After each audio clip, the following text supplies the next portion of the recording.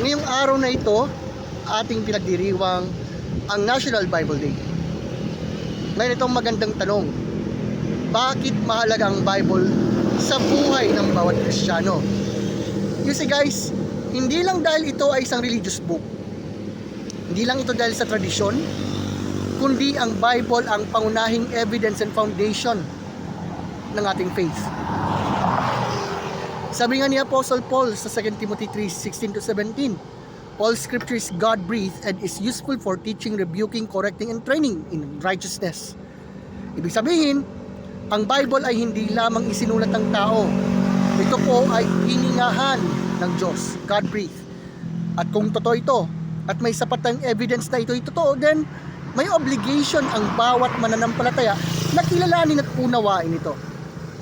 Alam nyo kasi sa pamumuhay Kristiyano, ang Bible ang standard ng katotohanan.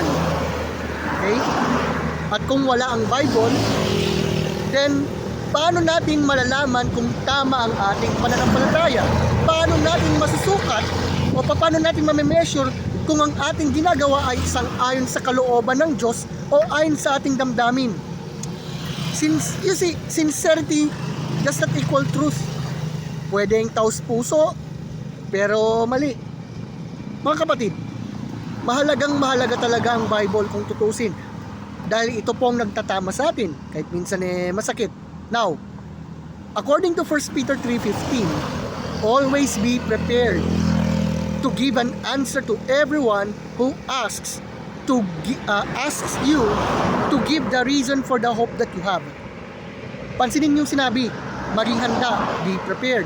Hindi po sinasabing be emotional o manalo sa isang talakayan. No.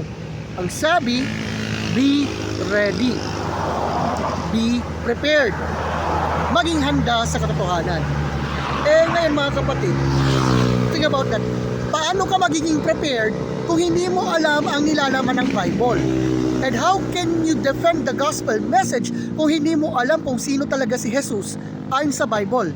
At paano mo masasagot ang tanong ng mga skeptics kung ang alam mo lang ay mga Bible verse na naririnig mo sa sermons or whatever? You see kapatid, hindi po kalaban ng pag-iisip o hindi po kalaban ng reason ang Bible. Katunayan nga iniimbitahan tayo ng Bible to think critically. And mind you guys, hindi po blind faith ang Christianity. Okay? Hindi po blind faith ang Christianity. Ito po ay faith batay sa evidence. So sa seryeng ito ngayong week, lalo po National Bible Week naman, nasakop ng National Bible Month.